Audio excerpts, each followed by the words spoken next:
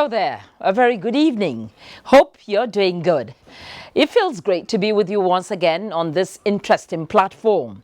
Tonight, it's going to be a breezy affair, and we shall begin with a subject most Nigerians have kept their eyes on in the last few days, the Libya slavery story. All of a sudden, there is a flurry of reactions from the presidency to the National Assembly.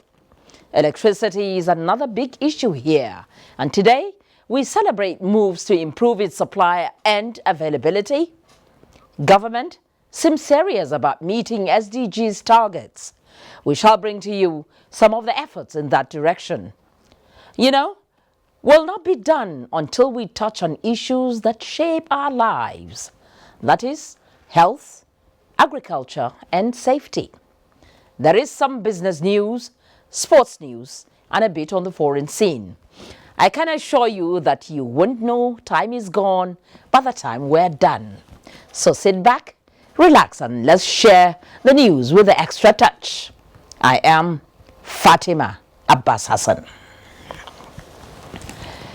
The African leaders and European Union counterparts have commenced brainstorming sessions towards finding lasting solution to some mutual problems of security, migration, and youth unemployment as the 5th EU-AU summit gets underway in Abidjan, the Ivorian capital.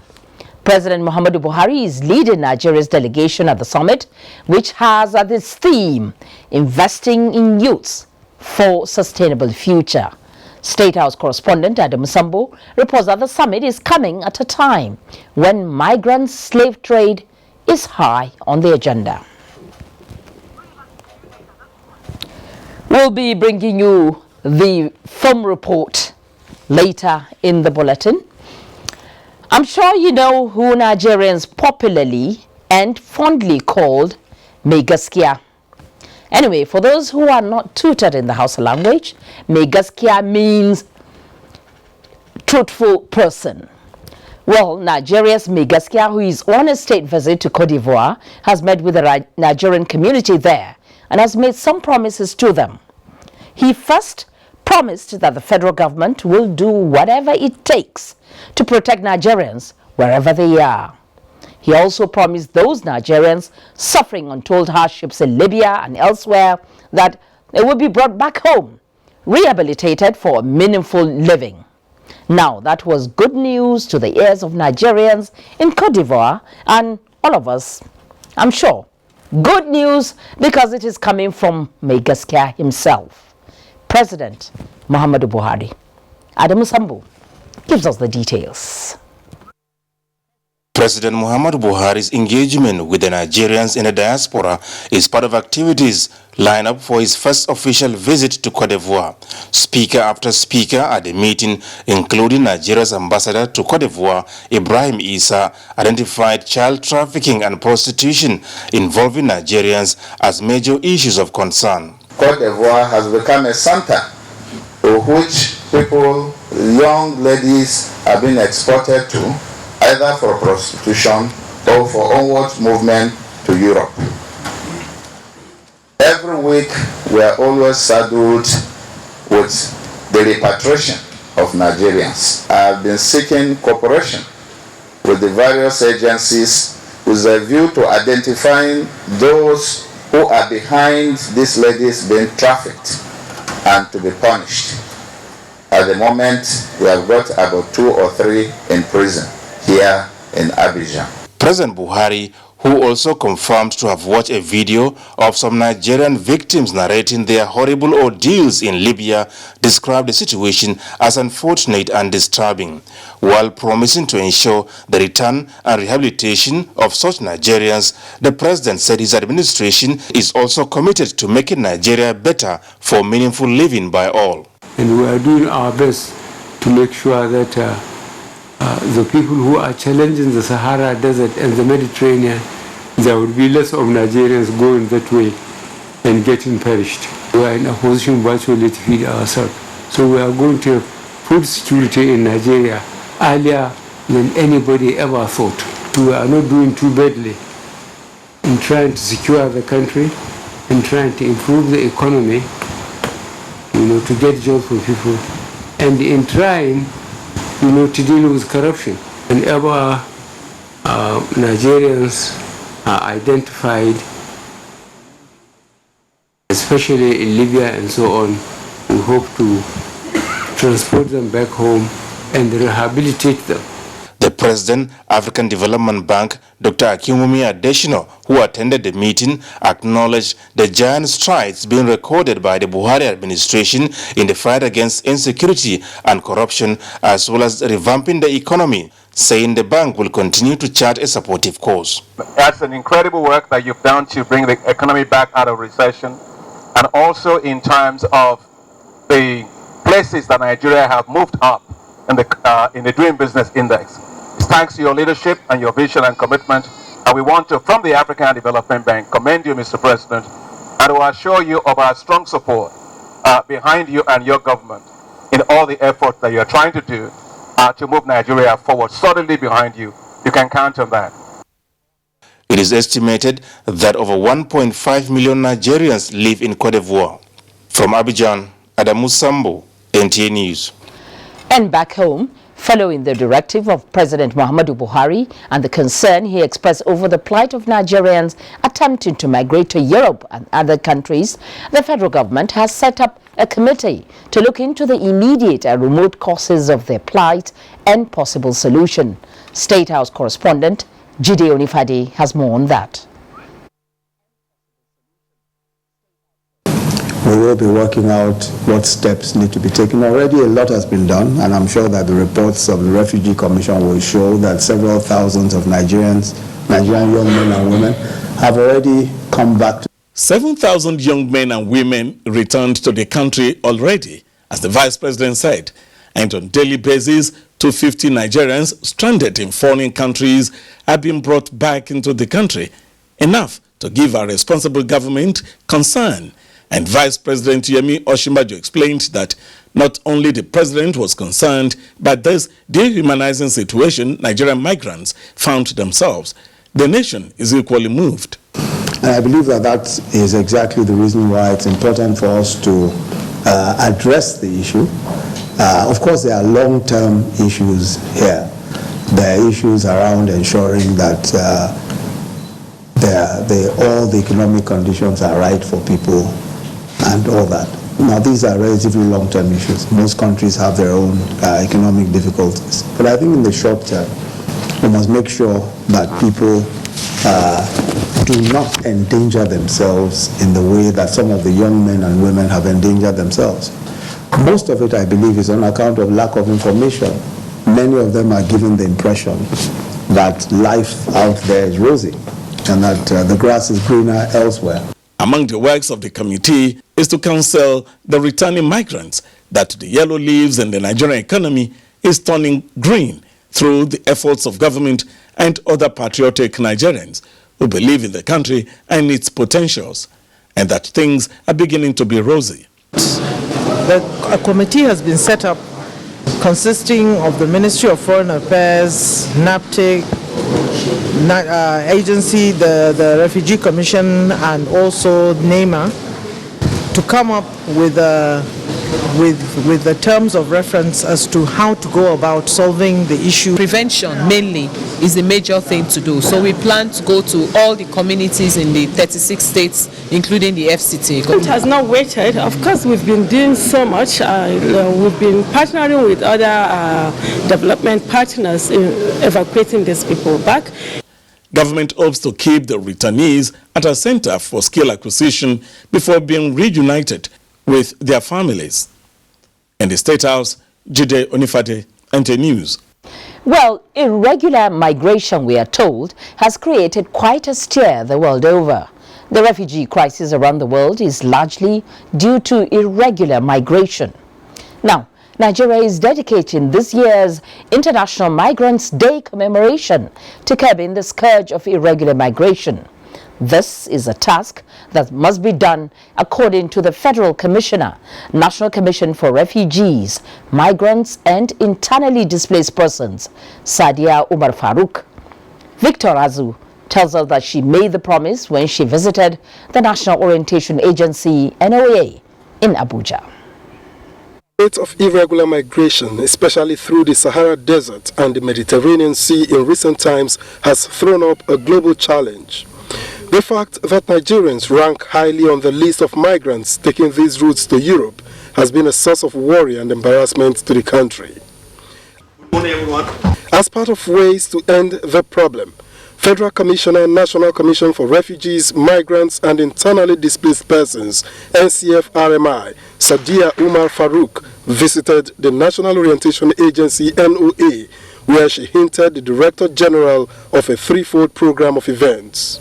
The 2017 Migration Dialogue will be a two-day event. The one will feature a roadshow.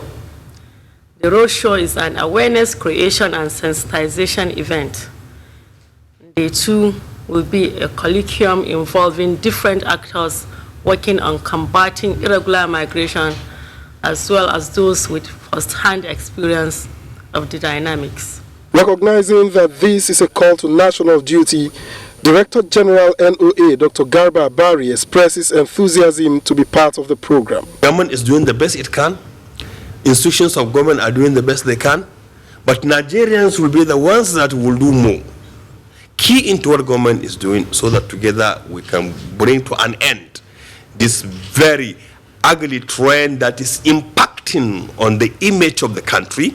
Nigeria, record shows, has the 5th largest number of irregular migrants flow through the Agadez route.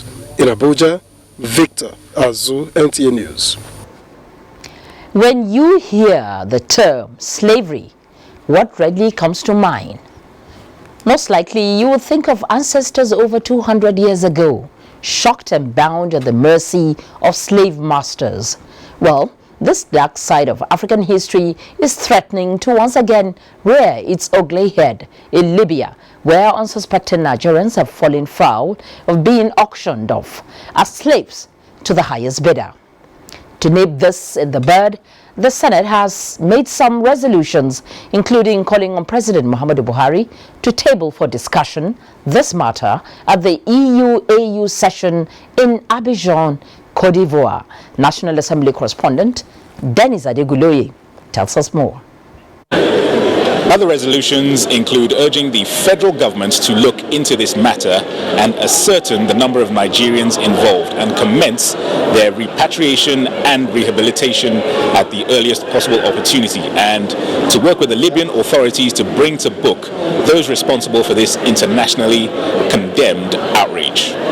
The Senate notes with dismay the latest report being aired on CNN of slave markets at various locations across Libya, where Africans and mostly Nigerians are auctioned as slaves, priced as merchandise, and sold off like animals. We need to address the root causes of this issue of this migration. There's the issue of poverty that is bedeviling our people. The committee is aware of this, and we've taken it as our responsibility. As a country, truly, I think it's a slap on the face of all of us if Nigerians can be treated in this manner. As somebody said, Ivory Coast, that is not as big as us, is taking actions to see how they can bring their own citizens back.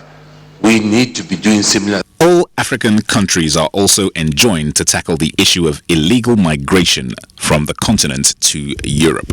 From the National Assembly, Dennis Adegunloye, NTA News.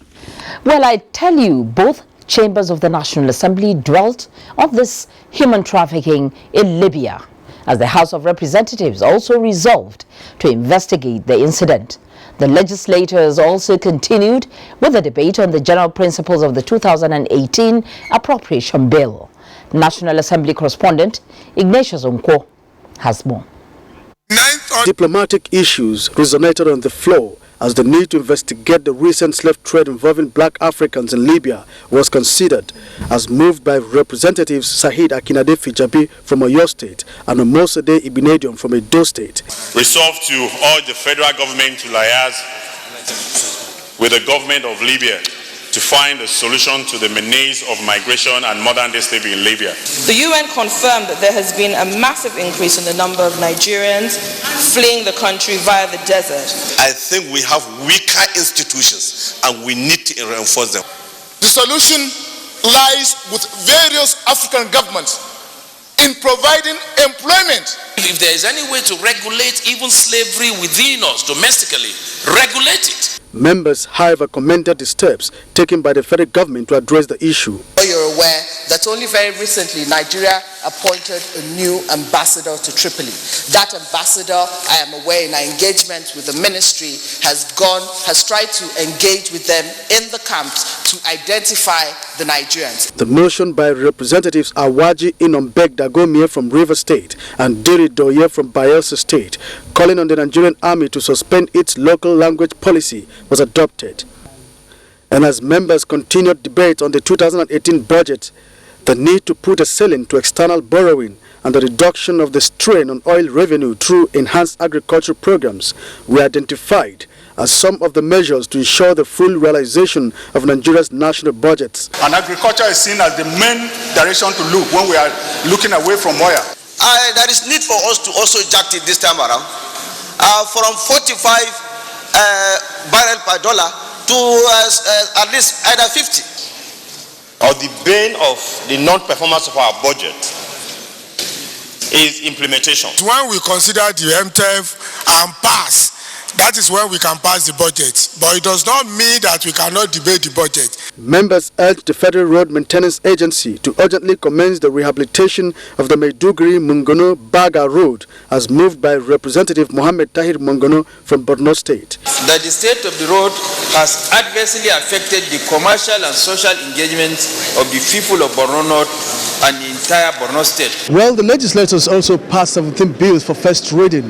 This includes a bill that seeks to amend the Fiscal Responsibility Act from the National Assembly. Ignatius Nkwo, NTA News.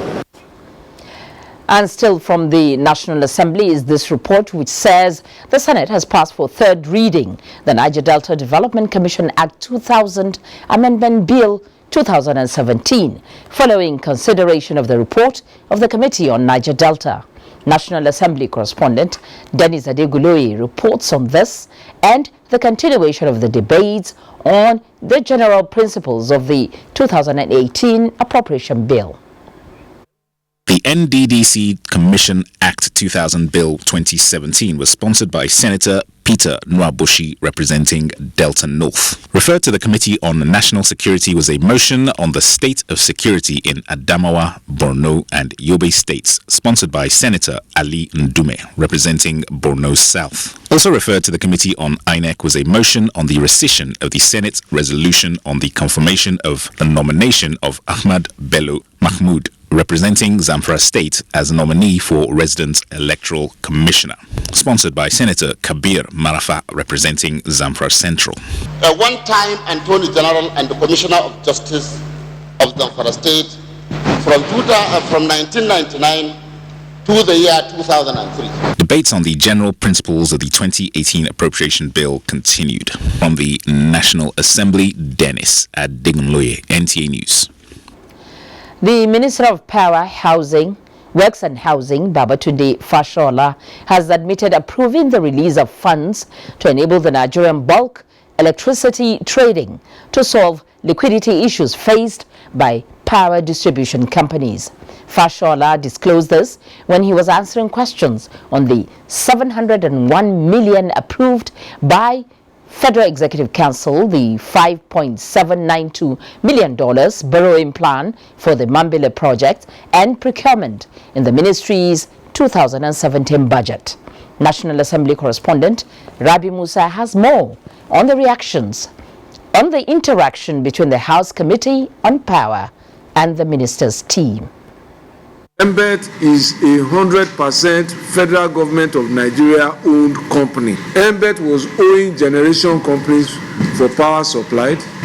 Generation companies were owing their gas suppliers, and gas suppliers were owing their banks. The chairman, House Committee on Power, Dana Suko, and members said the magnitude of approvals needed the attention of the National Assembly, especially the $5.792 million borrowing plan of the Mambila hydropower project, the issue of 9.1 billion naira provided for in the 2017 budget, and the selective method of awarding contracts by the ministry's permanent secretary. Treasury of MBET, as the case may be, whether the funds are kept in CBN or wherever. So for you to authorize the usage of that fund, there must be a legislative approval. When the MD was presenting her amortization schedule for the repayment, there was a contradiction on the approval and also the amortization plan. Every day you see people attacking the offices of them.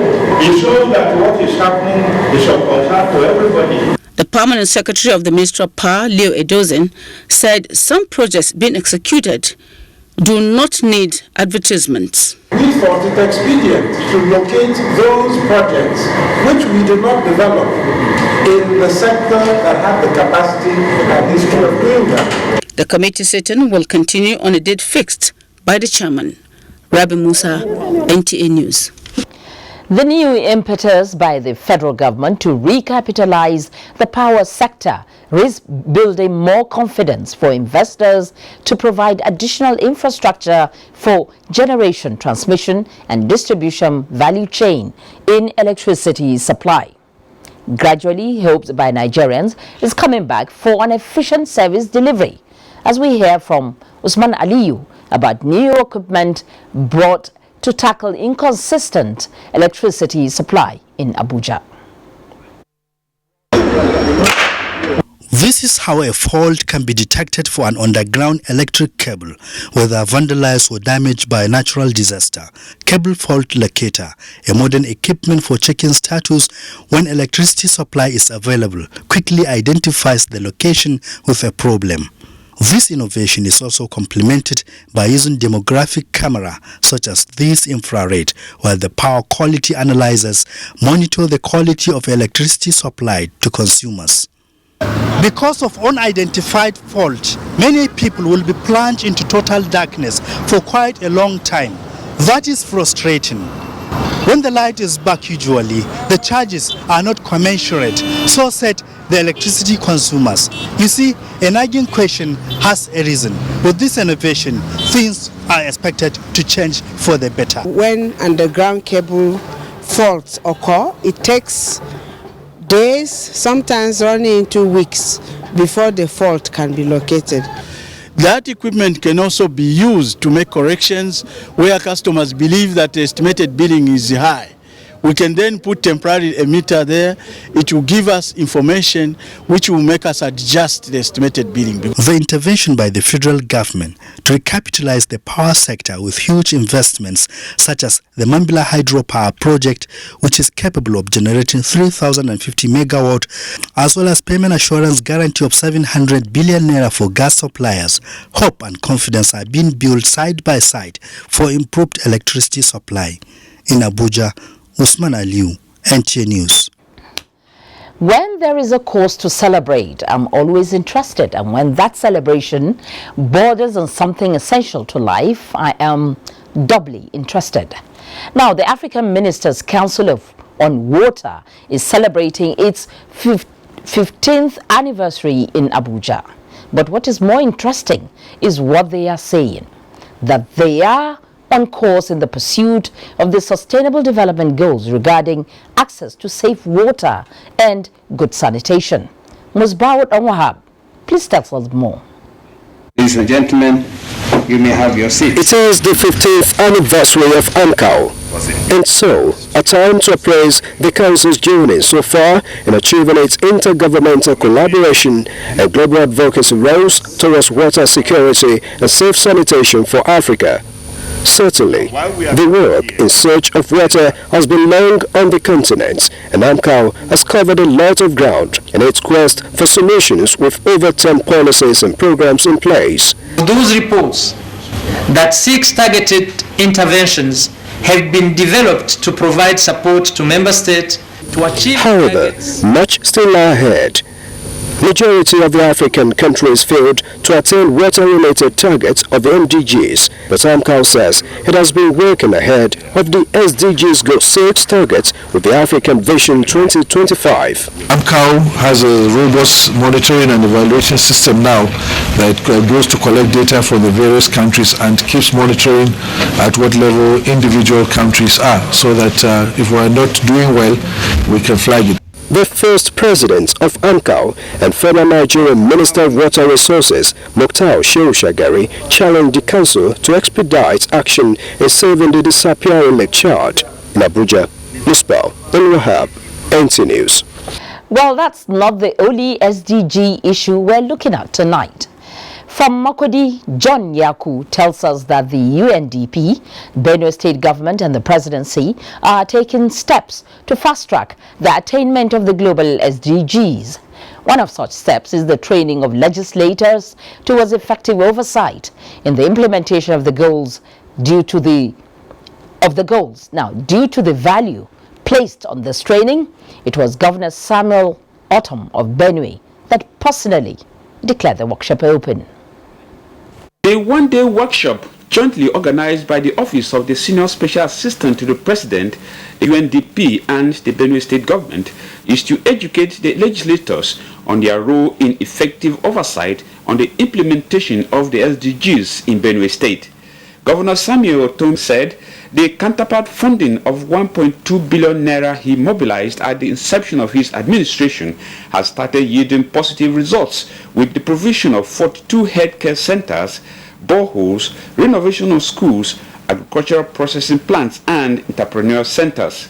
I assure you, our partners, that my administration will make sure our obligations to you are met. The Senior Special Assistant to the President on Sustainable Development Goals, Adejoke Olorepe Adefuleri, called on Benue legislators to work beyond the passage of annual budget by ensuring implementation and achievement of the SDGs.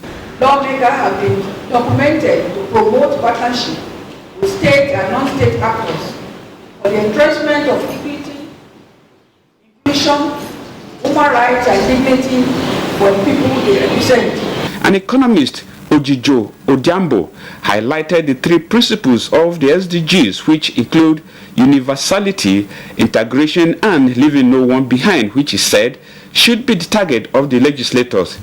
To achieve the Sustainable Development Goals in Benue State, it is the consensus of the people that statistical data of government projects and programs must be collected for proper budgeting and implementation. In Makudi, John Yaku, NTA News.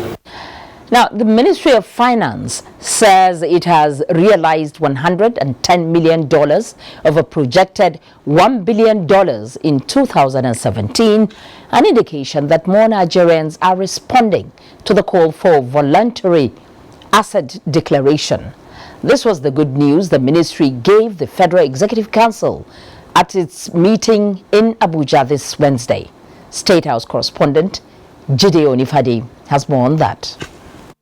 Minister of Finance Kemi Adeosun told the council that there was progress under the tax amnesty program, as more Nigerians are ready to cooperate and have asked for time to pay their bills. Of the first 500 letters sent to some Nigerians, she said, many have responded with the amount coming from two of them. The ministry, she says, is also working with state government on this. The council felt this was very good news for Nigeria because this is what will really reduce our reliance on oil. When we have a steady stream of tax revenue, whether oil price is high or low, we'll be able to provide basic services to our people, which is incredibly important. And also the fact that it's largely high net worth people that are now being brought properly into the tax net to pay their own fair share of the tax bill. The federal government has declared Friday, the 1st of December, as public holiday to mark the Eid al-Mawlid celebration. A statement by the Permanent Secretary, Ministry of Interior, Abubakar Magaji, indicates that the Minister of Interior, Lieutenant General Abdurrahman Dambazau, made the declaration on behalf of the federal government. All Muslim faithful and Nigerians are to use the celebration to pray for peace, progress and unity of the nation. While wishing Nigerians a happy Eid al-Maulud celebration, the minister called on all Nigerians to support President Muhammadu Buhari's administration towards building the nation. Federal government intensifies effort to improve quality of yams for exports. The details of these and more when we return in just a moment. Stay with us. Glow Everyday Bonanza. Over 2,500 winners have already emerged nationwide. With tens of thousands of prizes still up for grabs, don't miss your chance in the Recharge and Win Glow Everyday Bonanza. My name is Tanimu Shishi. I'm always recharged every day. I didn't believe. I don't receive the call that I want the car from Glow. So everybody wins. Welcome to Zamfara, where opportunities meet commitment. The more than 6 years of Abdul Aziz Abubakar Yari, the people's governor, reflects new dawn, new opportunities, progress, new hope, and of course, the transformed Zamfara state. Education, health, roads, water supply, and road transformation. Name it. Abdul Aziz Yari leads for others to follow. His vision and mission tied around implementing the President Buhari's change mantra to Zamfara people. Carry on, the people's governor. Zamfara, the pride of the nation. This message is brought to you by Arewa Media Group.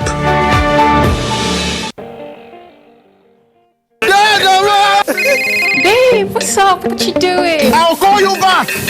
I'm not on Nadia. Hey, babe, what you doing? What you doing?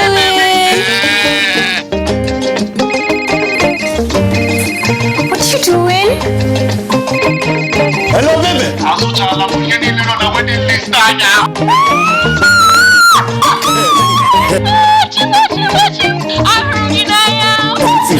Even see your cocoa. Even Uncle is here. Get 10 times your recharge value to call and browse anyhow. Recharge with *220 star the pin hash to enjoy this offer. Available to new and existing subscribers. Babe, what you doing?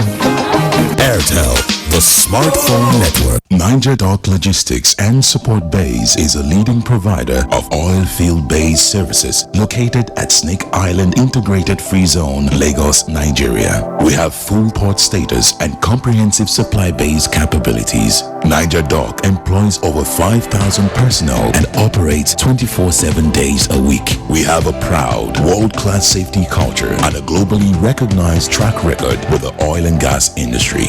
Niger Dock, proudly Nigerian. Glow Everyday Bonanza.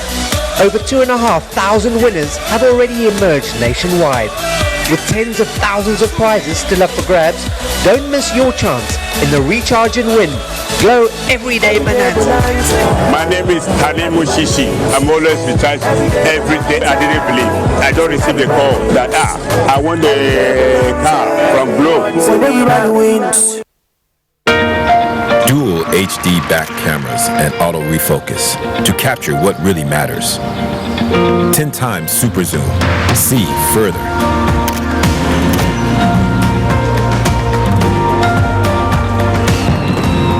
6 GB RAM. 20 megapixel front selfie camera. Techno Phantom 8. Capture your legend. This must be one of Mother Nature's greatest gifts. But there's something else it gives us. When we see such beauty, we want to share it with those we love. That's what LG wants you to see. Just what we see now, through our technology. LG OLED TV.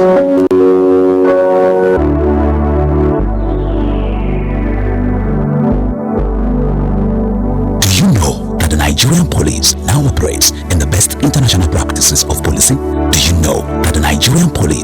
restructured to be more accountable and responsive to all your security challenges. Now, what the police demand from you is your trust, your collaborative efforts by providing necessary information about criminals and their activities in your neighborhood. Be vigilant to achieve our creed as we promise. We shall police the country based on international core values of policing with integrity. We shall ensure that rule of law prevails in our actions and activities. We shall respect diversity, display courage, show compassion, and demonstrate professionalism. We shall operate within the principle of democratic policing. We shall shun corruption, and we shall make Nigeria safer and secured under the leadership of IGP Ibrahim Otum Idris. Let the wind of change blowing across the country chase away crime for the benefit of our society. Yes, the Nigerian police says this change must come with peace and tranquility. This message was brought to you by the Public Relations Department of the Nigerian Police Force. There is a reason Africa is called the new frontier. What was once potential is now an opportunity ready to be seized. Once revered for our resources, today's wealth lies in our people. People who build the cities that shape the future. People who know an idea in one place means business in another. A generation for whom technology means there are no borders, no boundaries. We are the new lions in a brave new world, kings of the urban jungle. And there's a bank that puts the world in our pocket and the future in our hands. UBA, Africa's global bank. It's good to have you join us again on News Extra tonight. Now, we take a look at the judiciary. It is widely held that the judiciary is the last hope of the common man. Many also believe that the judiciary plays an important role in nation building through the entrenchment of equity, justice, and fairness. However, these cherished ideals are sometimes compromised, and their effect include corruption and other societal ills. The trend, developmentalists say, must stop. The good thing here is they say the federal government reforms in the judiciary system to restore hope and confidence is a step in the right direction. They share these views on NTA's Current Affairs program Tuesday Live, as Talatu Ezerike tells us. The judicial system, seen as the last hope for the common man, has been a force to reckon with in the dispensation of justice anchored in equity, fairness, and upright. The narratives have, however, changed as issues such as lack of respect for the rule of law, corruption, delayed justice, and other sharp practices becoming the order of the day. These trends the federal government is tackling head-on through reforms by building confidence in the judicial system, especially tackling corruption and financial crimes. Our administration commitment is to uphold the judiciary its constitutional rights. Analysts say, though Nigeria parades some of the finest and incorruptible judges in the world, there is need for collective support to the ongoing reform to succeed in achieving the desired change. There's a radical departure now from the old order. Quite a number of practice directions are coming into the stream, addressing those areas of lapses, blocking the holes, so that cases will flow. So many things are there. The issue of disciplinary measures, even to lawyers. Within the last 2 years, the number of judicial officers that have been recommended for removal is more than the ones that have been recommended for removal for about the past 25 years. He came up with an idea of bringing an innovation to the procedure of appointing new judicial officers. As they pointed out, there are much more to that. Lawyers essentially are the engine room of the judiciary. So if you have discipline at the bar, then you're going to feed in disciplined lawyers into the judicial system. There are many cases where lawyers really mess up the case of the client. There are many cases where, because of the incompetence of the lawyers, clients are sent to jail. Prosecuted for a crime he committed in looting funds. It will serve as a deterrent to many others. It is quite obvious that the body language of Nigerians is for a formidable judicial system that is accountable and just for overall growth. Talat Ezewike, NTA News. Thank you, Talatu. Now, it may sound unusual in the ears of many, but it has been proven scientifically that what you eat determines and affects how you think and helps in shaping your intelligence. NTA reporter Abdullahi Garba Birnukudu was surprised to hear this when he encountered one of Nigeria's elder statesmen. Over to you, Abdullahi. 75-year-old Admiral Murtala Inyaku is not a nutritionist and neither an expert in medicine or medicinal plants, but his passion as a large-scale farmer whose farm, Sobere Farm in Adamawa State, generates more than 5 billion naira annually, connects him with anything farming and agriculture as a whole. To him, there is more to the sector which, if fully explored, will relieve Nigeria of its present challenges. To my surprise, Inyaku linked the present security challenges to neglect of agriculture, in particular poor yields, and thereby poor nutrition, and at the end, poor productivity. He traced the action of some Nigerian younger generations in terms of negative tendencies to the food they take. People are hustled, are restless. It has to do with the type of food we eat. We have today very high incidents of, let's say, Boko Haram, lawlessness in the country. We have Boko Haram, kidnapping,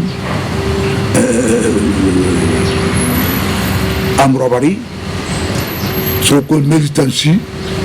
These are acts which are traceable to lack of food and quality diet. They said that any child who does not get enough milk product, if you like, protein, if you like, he does not get enough protein by the time he is 6, he would have lost 30% of his IQ potential. Even some experts attest to his assertion on medicinal effect of food. What do you call that bitter leaf soup that you make? Onubu soup. You don't even have much oil. Excellent. Or is it the oha, the great leaves of oha? Or is it the okazi, the great and iron contents of these leaves? Admiral Inyaku did not stop at that. He expressed support to current moves to create ranches as a way of curbing farmer-herdsman clashes, but not without advice on how to go about it. A problem between the farmer and the grain producer is totally unnecessary. Because for the cattle to produce its products, it requires the grain farmer's output. There is no way Nigeria can have the products it requires from cattle if the cattle is allowed to roam the countryside. Government has to have a program for it. The former military administrator of Niger State and former civilian governor of Adamawa State, now an APC chieftain, commended President Buhari's efforts to effectively utilize the Mambila natural resources with the signing of the contract for the hydropower project. In Abuja, Abdullahi Garba Birnukudu, NTA News. Now, let's talk health. How do you feel as a patient when after getting your prescription from the doctor and at the pharmacy, you're told that drugs are out of stock? Well, the Federal Ministry of Health has taken the bull by the horn to address this challenge in hospitals by inaugurating a technical committee on the implementation of stock visibility solution. Uche Nwizu tells us more. The Stock Visibility Solution is a program that allows health clinic dispensaries to report on stock levels on the shelves through a custom-built mobile application. It is expected to keep track of drug supply chain, know what is in need, as well as have access to data on expired drugs, which the Minister of Health said has been a major challenge of Global Fund between 2011 and 2015. In line with the present administration's zeal to make healthcare services accessible to all, irrespective of location, this technical committee is to keep hope alive. About 3.2 million worth of drugs actually expired in the past, and we're committed to ensuring that this doesn't happen again. So the stock visibility solution will enable us to monitor drug stock level, even down to facility level. We will also be able to determine what is needed at each of our facility. Through that, we can generate data, we can have understanding as to disease pattern. What it will also do for government in itself is that it will give government an ability, when they spend money on a budget, they will know exactly what is in stock and what is not in stock. So that way, they will be able to manage the budget very well. This whole IT initiative is being driven by the President, Muhammadu Buhari, who basically is pushing for productivity, transparency and efficiency in governance. They also believe it will address the out-of-stock syndrome in hospitals. Uche Nwizu, NTA News. The wife of the president, Aisha Muhammadu Buhari, has called on Nigerians to engage in regular medical checkups to know the status of their health for improved health service delivery. Mrs. Buhari stated this in a message at the free medical outreach to the people of Zamfara State, courtesy of her NGO Future Assured program, in conjunction with the wife of the Zamfara State Governor, Asma'u Abdulaziz Yari. State House correspondent Aliyu Kabir was there and now reports. Future Assured team was in Gusau, Zamfara State capital as part of its effort in improving the lives of women and children in Nigeria. Over 2,000 women and men were screened and some were diagnosed and administered drugs for various health challenges including hypertension, diabetes and malaria. This is in addition to deworming of over 3,000 children from across the 5 primary schools in Gusau, Zamfara State capital, comprising Ibrahim Gusau, Samaru, Army Children, Tudunwada and Shetima. With the medical team and the staff of the State Ministry of Health and volunteers on the ground, the representative of the wife of the president said Future Assured so far covered about 15 states of the Federation, touching over 30,000 lives. The train continues, I think, from Zamfara. We may move to Oshun. And that's just for the deworming and other health interventions. In the MNCH Week, which is a biannual event, other health interventions will also be conducted, like ANC services, vitamin A supplementation. The beneficiaries expressed their happiness with this exercise. The program is expected to cover the whole country. In Gusau, the state capital, Aliyu Kabir, NTA News. This next story should interest those interested in yams for export. Benue farmers, are you with me? In line with the federal government's economic diversification drive through exportation of agricultural produce, efforts are being intensified to improve the quality of yams for export. It's interesting that the National Center for Agricultural Mechanization in Kwara State has developed a yam molding implement that is about to revolutionize yam production for export. Funke Ibidamito tells us more. Nigeria, according to the National Bureau of Statistics, is the world's largest producer of yam, contributing to 2/3 of global yam production. In view of this huge potential, the present administration, through the Federal Ministry of Agriculture, recently obtained the approval to export yam to the international commodity market in Europe and America. The labor-intensive nature of yam production and cultivation, however, constitutes a major challenge to the realization of this initiative. This is why the Minister of Agriculture and Rural Development, Audu Ogbe, says agricultural extension services must be brought to bear. We intend, through extension services, to teach farmers how to grow their crops and meet the finest standards available in the world. In line with this, the National Center for Agricultural Mechanization, NCAM, has fabricated yam molding implements in form of discs to address the issue of yam cultivation. We have designed many machines, among which this yam molding implement. Of what advantage is this to the farmers? It makes the yam planting easy, and after the planting, it encourages percolation. The water will be able to sink well.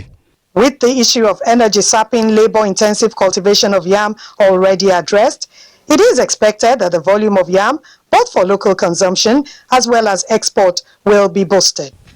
Well, these are the hips made by the yam producing implement. And on the other side are hips produced by one of our local farmers here. You have heard it all. The advantages of having this yam molding implement, which will no doubt key into the present administration's drive to make Nigeria one of the greatest yam exporters from Africa. From Ilorin, the Kwara State capital, Funke Bidamiton, NTA News. The Accident Investigation Bureau has released investigative reports on serious accidents involving 4 aircrafts, which occurred between 2009 and 2015. Commissioner, Accident Investigation Bureau, Akin Olatemi, at a media briefing in Lagos, said the release is geared towards aligning the agency to its core mandate of accident prevention. Viera Chuoba was there. The 4 reports released by the Commissioner Accident Investigation Bureau AIB are those involving serious incident of Boeing 737 belonging to aero contractors, which occurred en route Kaduna Airport in 2015, Nigerian College of Aviation Technology NCAT near Kaduna in May 2013. Others are accident involving Gito Construction General Nigeria Limited helicopter at Uyo Airport in 2009 and International Aviation College Diamond Aircraft at Ilorin International Airport in August 2014. Commissioner AIB Aki Olatero listed the causes of incident and accident at negligence and failure to follow standard procedure. For aero contractors, he said inadvertent failure to discover that the gear was in the locked closed position after the engine changed and the inability of the crew to recognize that the pressure in the airplane was 0 after the engine had started, and subsequent failure to monitor the pressurization system during climb. The report recommended that Aviation Regulatory Body, NCAA, should ensure that activities of flight operators and maintenance departments be carried out in compliance with the Nigerian Civil Aviation Regulations. AIB mandated NCAT to classify all kinds of storms as hazardous, considering the types of airplanes it operates. AIB, by investigating accident, coming up with safety recommendations, working with NCAA to ensure the operators, all the stakeholders, they adhere to our safety recommendations, and that way we can prevent future occurrence. AIB also launched AIB mobile application for receiving aircraft accident report in real time. In Lagos, Viera Chumuba, NTA News. Well, it's that time of the year when traffic on the highways gets to a peak. To instill sanity and keep accidents rate to a minimum, the Federal Road Safety Corps is advocating the harmonization of road traffic offences, which will also assist in the administration of justice and enhance National Road Users Data Bank. This was the focal issue at the meeting between the Corps Marshal, Boboye Oyeyemi, and state traffic agencies in Abuja. Kulle Adeyeye was there, and he brings us more. Carnages on Nigerian roads in the past were unprecedented, prompting the FRSC to come up with strategies to check the situation. Corps Marshal Boboye Oyeyemi explained that state's traffic management agencies have pivotal roles to play in actualizing these road safety strategies. He said the frequency of crashes in states without traffic management agencies, as well as the number of people involved in road crashes in 2016, were higher than states that have traffic management agencies in operation. We are calling for the harmonization of the enforcement processes. We're talking about the traffic codes because we have a national database now. To the state agencies, the professional approach of FRSC to road issues in Nigeria has assisted them to maintain sanity on roads in the different states, and that of FRSC is worthy of commendation. The issue of road safety and traffic management is not under the purview of just one agency. We need the tutelage of federal road safety because they are the lead agency. They are there to make policy for states to implement. They unanimously agreed to give accurate data on road traffic crashes nationwide in order to have effective planning and policy formulation. In Abuja, Kunle Adeyeye, NTA News. Fadama 3 additional financing boosts nation's drive towards rice sufficiency. That's the outlook when we return in just a moment. Join us again. For the rich, but then one company made it affordable to all Nigerians and pioneered per-second billing. As the nation accelerated into the future, data became the new currency. But at what cost? Glo is offering unmatched data values, giving you the unfair advantage. 100 Naira now gives you 90 megabytes. 200 Naira, 250 megabytes. 500 Naira, 2 gigabytes. 1,000 Naira, 4 gigabytes. 2,500 Naira, 12.5 gigabytes. 5,000 Naira, 30 gigabytes. By using their massive world-class infrastructure, Glo delivers high-quality, affordable data that benefits everyone. The power is in your hands. What you choose to do with it is up to you. Dial *777#. The largest data network. Glo, grandmasters of data.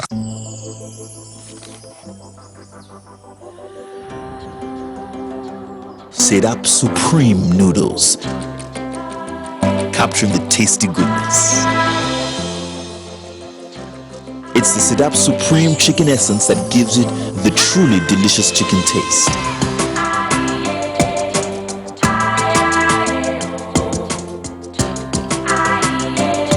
With real chicken essence. Be Supreme, Nigeria.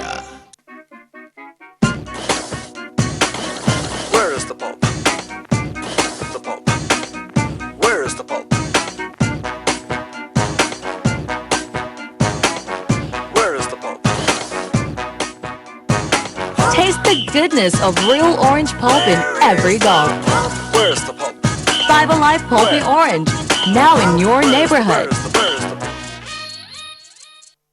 I've been looking at you from across the way, and I think about you almost every day. Now I think that I must have a crush on you. I hope that you feel it too.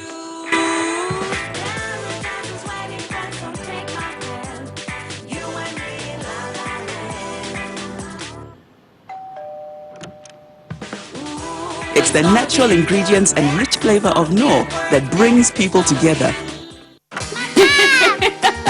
What's for dinner, Mom? I want spaghetti, I want rice, beans and stew. Yam and sauce? Meeting different meal requests within budget can be complex. With Devon Kings, that's no longer difficult. Devon Kings cooking oil brings great value with a perfect pack for your daily, weekly or monthly shopping. So get great value from quality cooking oil for tasty meals. Jollof rice.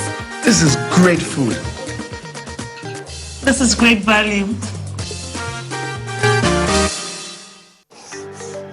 Shola, come and help me. You need to learn. But I'm more interested in drawing. How are you going to be part of the business if you don't learn? You just don't understand. Morning. Anyone for some Lipton? The rich taste of Lipton awakens body and mind. Let me have a look at your drawings. Son, these designs are amazing. Lipton Yellow Label Tea. Awaken to what really matters. Whenever pain occurs, you want quick relief.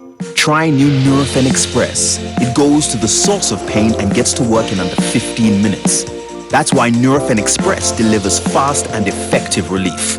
New Nurofen Express works at the source of pain, fast. Being a mom is great, but when your child has a fever, you don't know what to do. I trust Nurofen for Children to take care of my child's pain and fever. Effective relief you can trust. You're welcome back. Now, we begin with business news. The ease of doing business in focus as the third quarter of the year winds down. FADAMA 3 additional financing boosts the nation's drive towards rice sufficiency in 2018. Plus, stock market report. Musa Toliat is our guide on business news segment.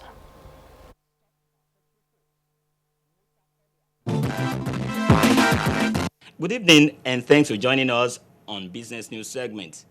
The Director General Lagos Chamber of Commerce and Industry, Muda Yusuf, says more economic reforms need to be carried out by the federal government to further liberalize the business climate in the country. We have seen some improvement in the area of business registration. In some areas, we haven't seen so much result. Particularly in the area, we haven't seen much result in the area of energy.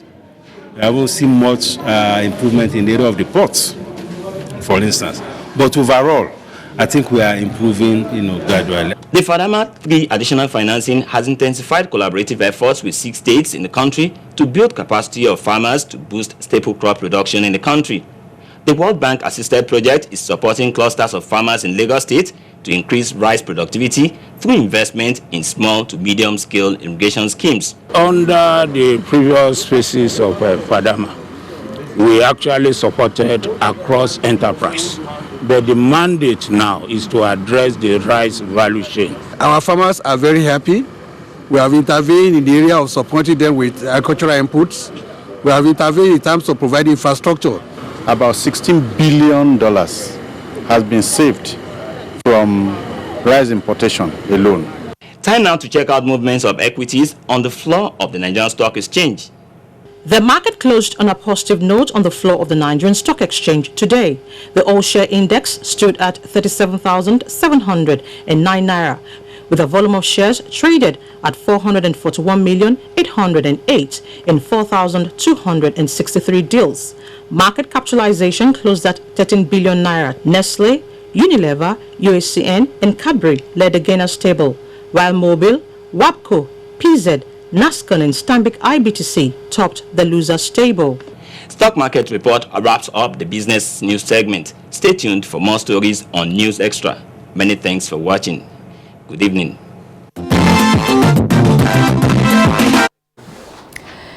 The Bakassi Deep Sea Port of the Cross River State Government has been described as a visionary project that will go beyond oil and expand the economic frontiers of the country when completed. Members of the project steering and implementation committee set up by the Federal Ministry of Transport made the assertion while signing a transaction advisory service contract in Calabar. Uduak Etim reports. The Deep Sea Port project, aimed at boosting the economic drive of Cross River states in Nigeria, will also open doors to domestic and foreign markets.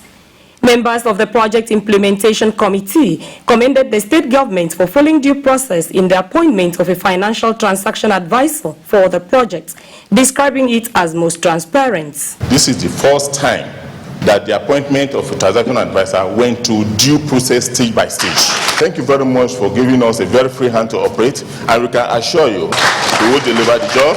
Governor Ben Ayade urged the advisor to ensure timely execution of the project to enable government to realize its goals. This port you are going to see will also be a model port to all the ports in Lagos. This port will be the real port for Africa, and that's why, without any technical reason, I'm emotionally fixed, based on my literature study, that the port should not be less than 20 meters in terms of draft.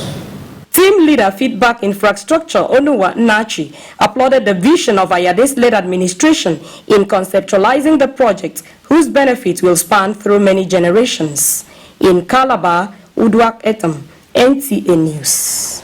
To further strengthen its anti-piracy fight in the country, the Nigerian Copyright Commission has signed a memorandum of understanding with the Nigerian Customs Service. This is with a view to extending its enforcement operation to the country's borders. Olajide Bello has that report. In line with its mission to advance growth of the creative industry in Nigeria through the dissemination of copyright knowledge, efficient administration, and protection of rights, the Nigerian Copyright Commission is saddled with the responsibility of regulating, advising, and monitoring matters of copyright law in Nigeria. In view of this, the signing of the Memorandum of Understanding with the Nigerian Customs Service is part of its interagency collaboration for effective and wider coverage of its operations. We as a party, we have agreed to do our business on the checking and transborder movement of pirated products in line with the nation's anti-piracy and copyright enforcement program. 2, to equip the enforcement officers of the parties with necessary skills and tools to facilitate the fight against piracy. We are now set more than ever before to intercept those goods and make sure that you do not get the benefits of those goods. So the word for pirate is beware. The Nigerian Copyright Commission and the Nigerian Customs Service are now actively collaborating to ensure that piracy is stamped out from our country. The 3-year Memorandum of Understanding will not only facilitate interagency capacity building, but will also go a long way to clamp down on piracy in the country. In Abuja, Olajide Bello, NTA News. Over 100 cultists in Ikorodu, Lagos, denounce cultism. We'll tell you more about this when you join us again after the break. From 1967 to 1970, Nigeria went through a horrifying civil war. It didn't matter who was wrong or right. Everybody suffered. Those who fought that war say it should never happen again. So a lot of people will say, but you were leading the first one. Yes, I led the first one. I don't think a second one is necessary. We should have learned from that first one. Otherwise the dead would have been to no avail. It would all have been in vain.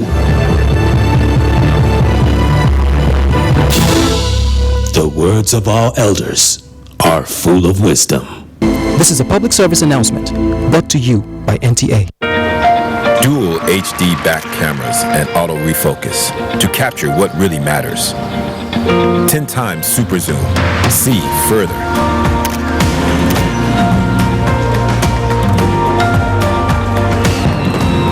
Six gigabyte RAM. 20 megapixel front selfie camera. Techno Phantom 8. Capture your legend. Helen! Your kitchen gets 10 out of 10. Thank you. This also gets a 10. Should we see the toilet now? Sure.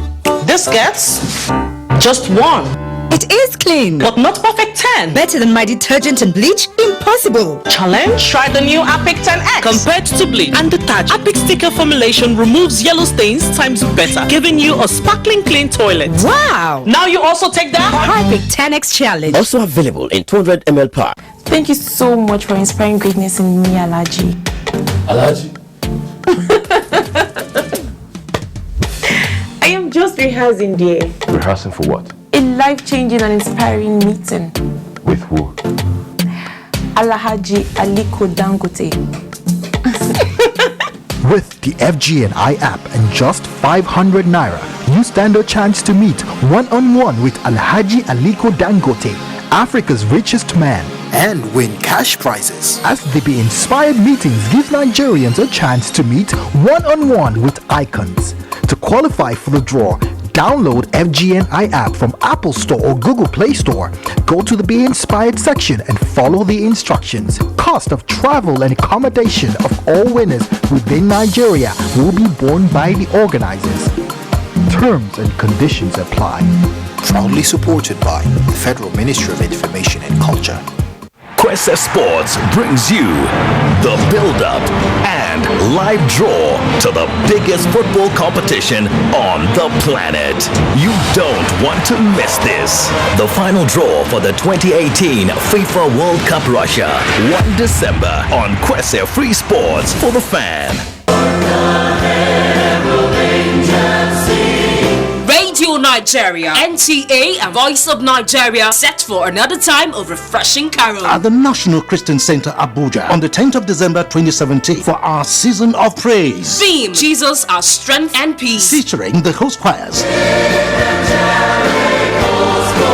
Other choral groups include the Can Choir, Foursquare Gospel Church Choir, and Special Women Church Choir. Christmas message will be delivered by Reverend Felix Modoe, General Overseer, Foursquare Gospel Church. The event will be graced by notable Nigerians, including His Excellency Vice President Professor Yemi Osinbajo, SAN. Red carpet starts 1 p.m. prompt. The event slated for 3 p.m. prompt will be broadcast live. Free transport will be provided to and fro strategic locations. Keep a date with Radio Nigeria, NTA, and Voice of Nigeria on the 10th of December 2017. Certainly, you'll be glad you did.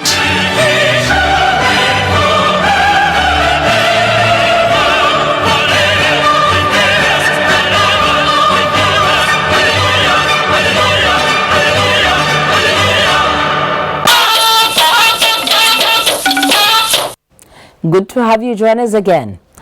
It was a dramatic moment in a Mota community in Ikorodu, Lagos, when over 100 youths denounced their membership of dreaded cult groups and voluntarily surrendered their arms to the Nigerian police.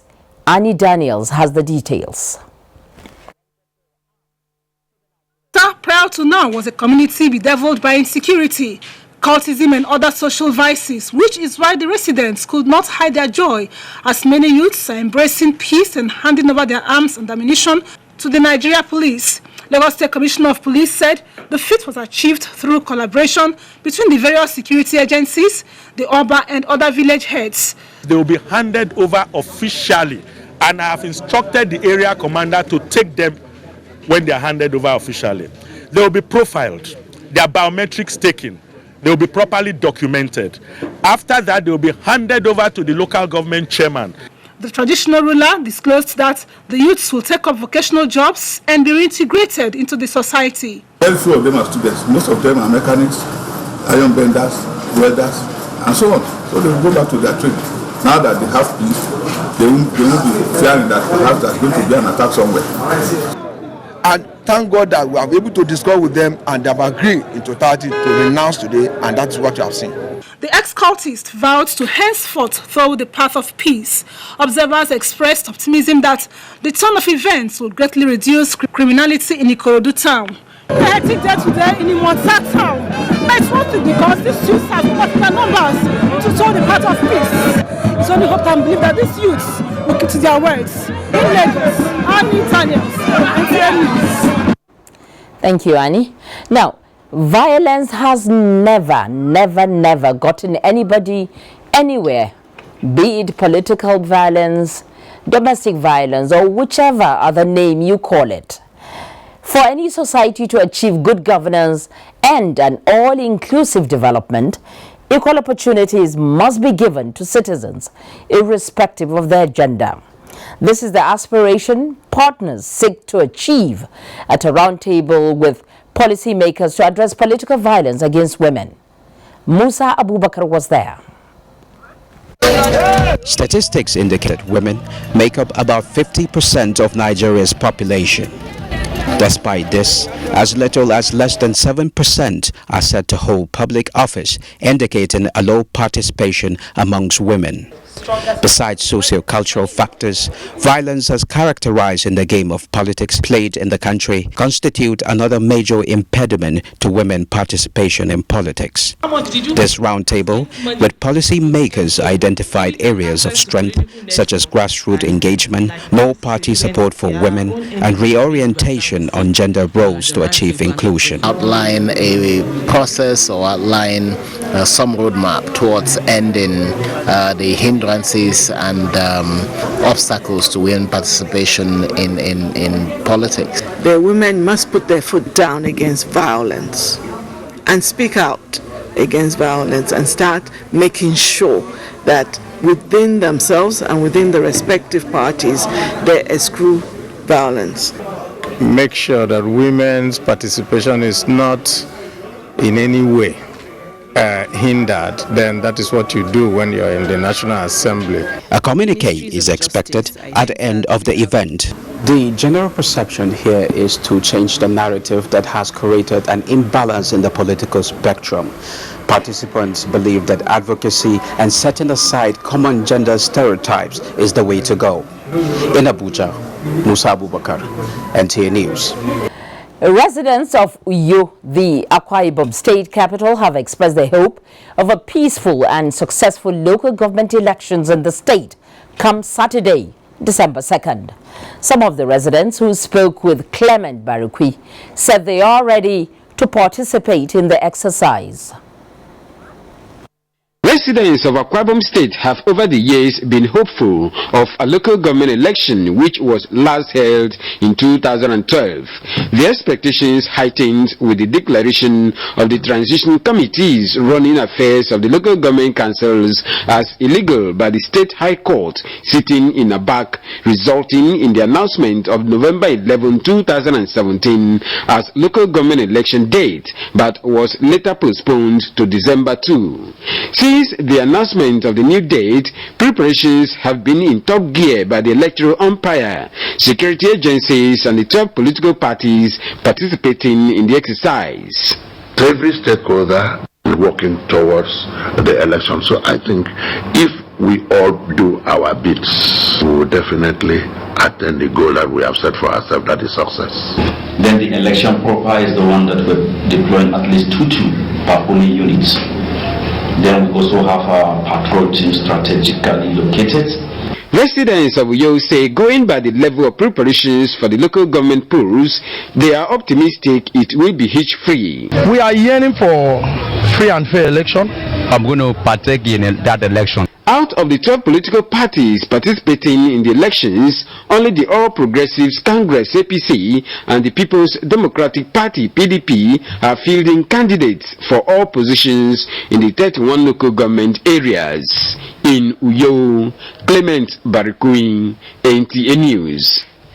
Women, girls and youth empowerment is the key in addressing youth's restiveness in Africa. This assertion formed part of speeches at the graduation of 200 women and youths trained and empowered by the Defense and Police Officers' Wives Association, DEPOA. Marijana Adam Saeed has more on that report. Women empowerment has become a significant topic of discussion in many developing countries in Africa. Empowering women to participate fully in economic life across all sectors is essential to build stronger economies. Achieving internationally agreed goals for development and sustainability and improving the quality of life for women, men, families and communities. These women believe that empowering girls, women and youth is powerful and key to economic growth. We expect them to go help in building our economies in Nigeria and of course earn a living for themselves. For the beneficiaries, they believe that they are on their way to economic prosperity. We appreciated their effort. We'll be able to pick up from there. I can do shoe very well for the 2 weeks here. DEPOA has been in the forefront of women empowerment in fulfillment of its mandates. DEPOA President Mrs. Oloni Shaki asked the graduating students to use the opportunity as white-collar jobs are not available for all and can never be available for all. From the DEPOA headquarters in Abuja, Nojana to Adam Said, NTA News. Up ahead on News Extra, sports and the weather forecast. The go away. For Food and Drug Administration and Control, NAFDAC is working to ensure access to safe, good quality essential medicines with the World Health Organization pre-qualification of made in Nigeria pharmaceutical products, stiffer penalties for fake drug offenders with a review of NAFDAC laws. National regional, and international collaborations, cutting-edge technologies, including the mobile authentication service. The production and distribution of counterfeit medicine and adulterated food products have negative impact on our health and economy as a whole. I urge all Nigerians to support NAFDAC in safeguarding our health. God bless Nigeria. Let us support NAFDAC to win the war against fake drugs and other unwholesome regulated products. NAFDAC, safeguarding the health of the nation. Zuma Film Festival 2017 live in Abuja. Theme: Feast on Film. Festival bouquet include Zuma Light Up Night and Red Carpet, film screening and premieres, NFC Annual Film Lecture, Emerging Film Talent Workshop, Film Market and Equipment Exhibition, Film Location Expo, Special Tribute, Zuma Awards Night, and lots more. Chief Host Alhaji Lai Mohammed, Honorable Minister of Information and Culture, General Dr. Yakubu Gawon, Chairman of the NFC Annual Lecture, Dr. Chadia Madweke, MD, Nigerian Film Corporation, Chairman, Festival Organizing Committee. Date from the 1st to the 3rd of December 2017. For further inquiry, visit www.zumafilmfest.com. Supported by, powered by the Nigerian Film Corporation. On the foreign scene, ministers of oil and energy from the Organization of Petroleum Exporting Countries, OPEC, and non-OPEC producers have converged on Vienna, Austria, for the 30th conference to further talks on consolidating on the return of confidence and optimism to the oil and gas industry. Energy correspondent Hawa Salio Adama in Vienna puts the meeting into perspective as OPEC once again takes over the driver's seat in directing the global oil market. The 173rd OPEC conference scheduled for Thursday is historic as it marks the one-year anniversary of the declaration of cooperation by the 24 OPEC and non-OPEC producers, which has seen total commitment to stability and sustainability of the oil market and global economy. During the 12-month period, the price of crude oil in the international market hit a two-year high, reaching $60 per barrel. Thursday's meeting is expected, amongst other decisions, to determine whether or not to continue the existing 9-month extension of production adjustments expected to end in March 2018. Summarizing the journey so far, OPEC Secretary General Dr. Mohamed Sanusi Barkindo described it as reassuring as consultations with other market stakeholders over the past 1 year present the confidence of a joint determination to protect the market against future shocks. This position was re-emphasized at the 6th meeting of the Joint Ministerial Monitoring Committee by Russia's Alexander Novak, Issam Al-Mazouk of Kuwait, and the OPEC President Khalid Al-Falil. By the numbers in terms of earnings, even if you took where we were at 1.2 versus current prices, we're doing extremely well.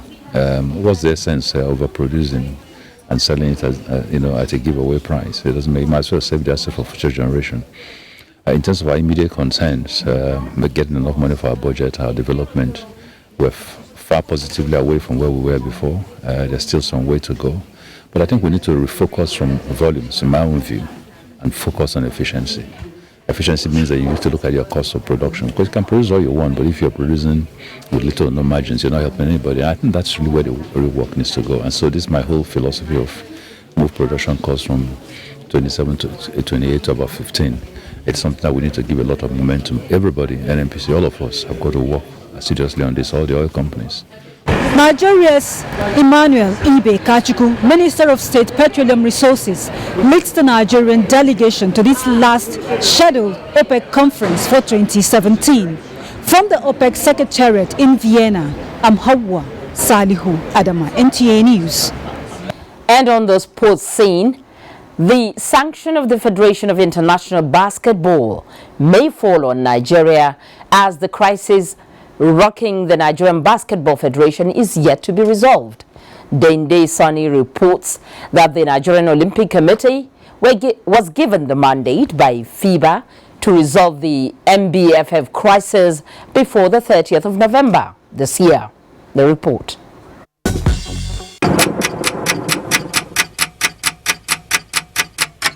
The clock is ticking so fast for the Nigeria Basketball Federation to put its house in order before the 30th November deadline date given by the Federation of International Basketball for the crisis rocking the Federation to be resolved. Both Musa Kida and Tijani Umar have continued to lay claim to the authentic leadership of the Nigeria Basketball Federation after Tijani Umar emerged president at the elections held in Kano on June 12, with Musa Kida also emerging president at another election in Abuja on June 13, 2017. FIBA had on July 26th written to the Nigeria Basketball Federation that the 12th and 13th NBBF elections held in Kano and Abuja were not fully carried out in accordance with FIBA general rules. In view of this, the Nigeria Olympic Committee was directed to either solve the misery and crisis surrounding the elections internally or organize another election. On the 16th of November 2017, the Nigeria Olympic Committee called the parties involved for a truce meeting which ended in a deadlock. With just hours to the deadline date given by FIBA, nothing seemed to be done or had since the parties involved rose from the first and only meeting convened at the instance of the Nigeria Olympic Committee. If they allow us to come and do the oversight, we will discuss it. And I've also asked him to invite the permanent secretary, the minister, the president of those two factions, so that we can discuss and see the way out. It is the decision of the NOC that will determine, or that should determine, where the onus lies. It's really disappointing and disheartening, when you see from both ends, it's like a replicate of what we've seen with the football crisis back in 2014, and this playing up again doesn't seem well for sport in Nigeria. As Nigeria's rise in profile and the game of basketball is increasing on the court, the administrative crisis of the game will no doubt affect the rising profile drastically, if not resolved totally. Bengdesani, NTA News. And now a quick check on the weather forecast for tomorrow.